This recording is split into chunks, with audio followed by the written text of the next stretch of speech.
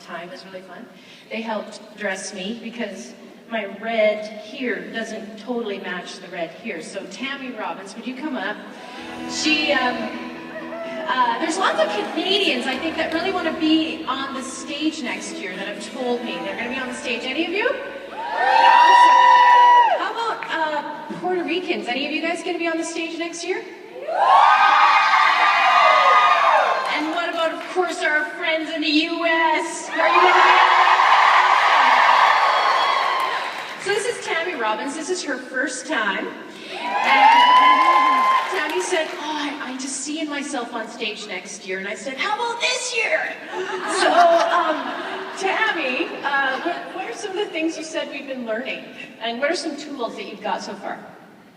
Thanks. This is what happens when you visualize and actually say it out loud to your director. Cindy says, I have to talk about confidence tomorrow. How do I start? And I sat there and I said, we've heard 2 + 2 + 2. We know how to book now, we listened yesterday. We know how to recruit at our spas. We know how to book at our spas. We understand about customer service. And I said, but confidence is one of the tools that tie all of them together. That's what you have to talk about. All right. Thank you, Tammy, for opening up. All right, love it. So,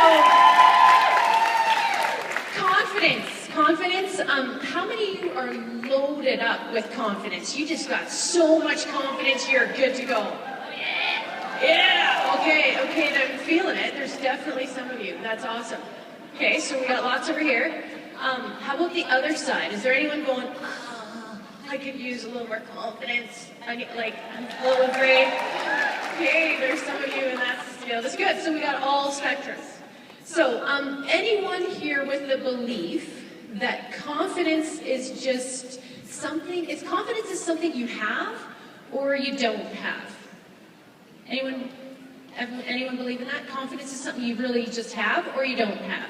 Anyone believe that? Yeah? No way? Yeah way? No? Okay. Well, if you do have that belief, I want you to take it and I want you to throw it out, because it's wrong. Because I've been to confidence school and I know all about that. So, no, I just had to come up with something. So I think it's wrong. And so I believe that confidence is like a muscle. So everyone show your amazing muscles, right? Actually, someone just told me that my right arm is bigger than my left arm. So, so confidence is like a muscle. And can you grow a muscle? Can you develop a muscle?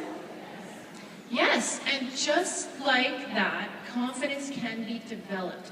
And if you talk to Maria Creel or Blair Billings or any of these ladies up here, Peggy Adams, I guarantee you that at the beginning, I know even Jen Kennedy, one of our best director right now, leading Canada, Jen, there you are, at the beginning struggled with confidence. And I knew when she first met me, she barely came up to me and talked with me. And when she was first on stage, she talked so fast you could barely understand her because she was going, I was like, whoa, Now, it's incredible that, her confidence has really grown. So if you're writing notes, because I've been confidence school, so you should, learn.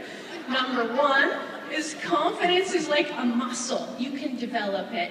And what are some ways that we can develop our confidence? What's some ways? I was going to, ask a couple people. You're right in the front row. So what are some ways that we can develop our muscle, our confidence muscles in the business? Anyone?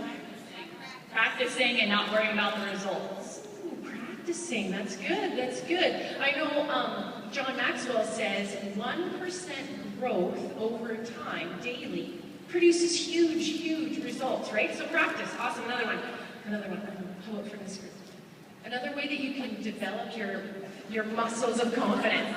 Michelle! Just do it, and do it again, and then do it some more, and when you're afraid, do it. Just do it and do it. Thank you, Michelle. Love it. Some other ways that you can develop your confidence muscles. Anyone dying to share? Oh, I see, okay, this last one. You gotta love yourself first.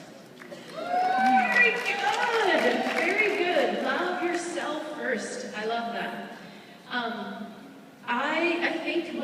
ways that I've developed my, kind of echoes, my confidence muscles is doing it, practice, practice, practice, learning to just love myself for who I am. And I am never going to look like some of the amazingly beautiful women, or I'm never going to be as smart as some of the ladies behind me, or I'm never going to be whatever, but I'm going to be the best Cindy that I can be, right? And so that's all I need to be. That's all that you need to be. And so even just listening to tapes over and over and over, like I remember Ann Cannon, Let's Sell with Ann Cannon, this tape, I would just listen to that over and over and over and over and help my confidence, right? So, number one, confidence is like a muscle, okay? It can be developed. Number two, I'm going to give you 2 confidence rituals to develop. Are you in? Do you want to know? Okay, so one's going to be for your right back pocket. One's going to be for your left back pocket, okay? So if you don't have back pockets, just pretend. You can borrow mine.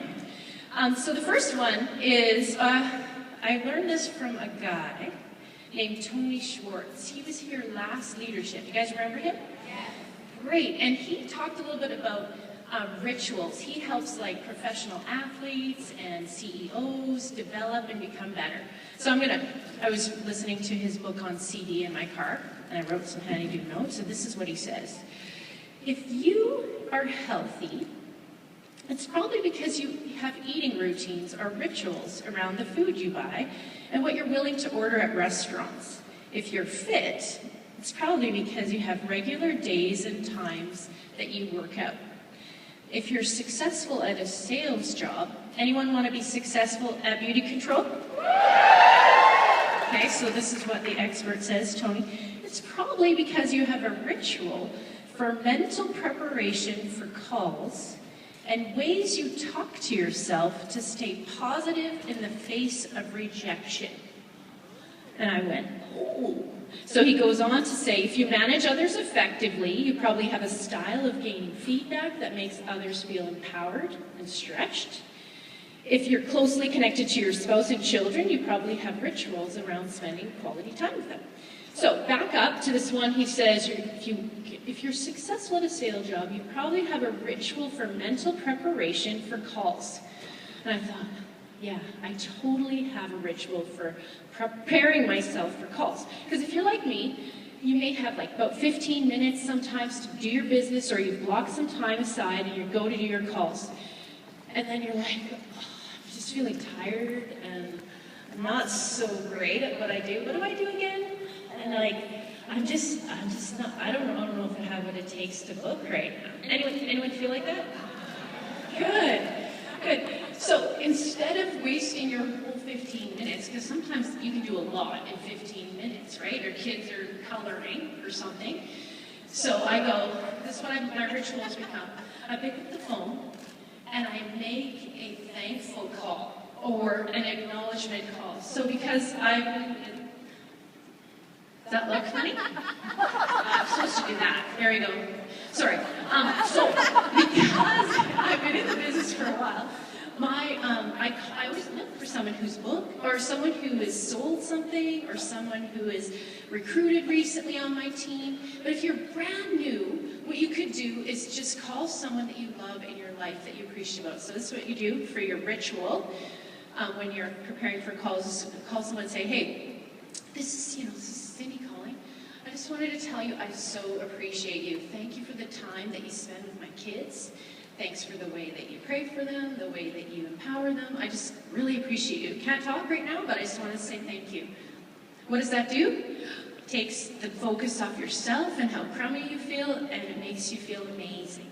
So one quick phone call, and I have a ritual to make myself feel good and prepared to do a call. Would that work for a ritual in your back pocket to prepare yourself for a call? All right. So, and if you're in business for a while, you can be like, hey, thank you for your amazing way that you recruited that last person, or you shared in the unit meeting. I really appreciate you. So that's what I do. And then the second thing he says is you want to have a ritual for something. My time's up. My time is up. Oh, okay. So that's a good ritual. We'll just go with that one because my time is up. And is it totally up for a while? Okay, yeah, it's totally up. So you have at least one good ritual, and the other one you can come and ask me about or whatever. So it's how to stay positive in the face of rejection. So the confidence is a muscle, right? It can be developed little by little over time. You really increase your confidence. They love me. And number two, you use that confidence ritual. So I'm going to be done now, and I'm going to introduce Betty Hughes, who's been around for 42 years and one of the nicest people I know. Betty Hughes.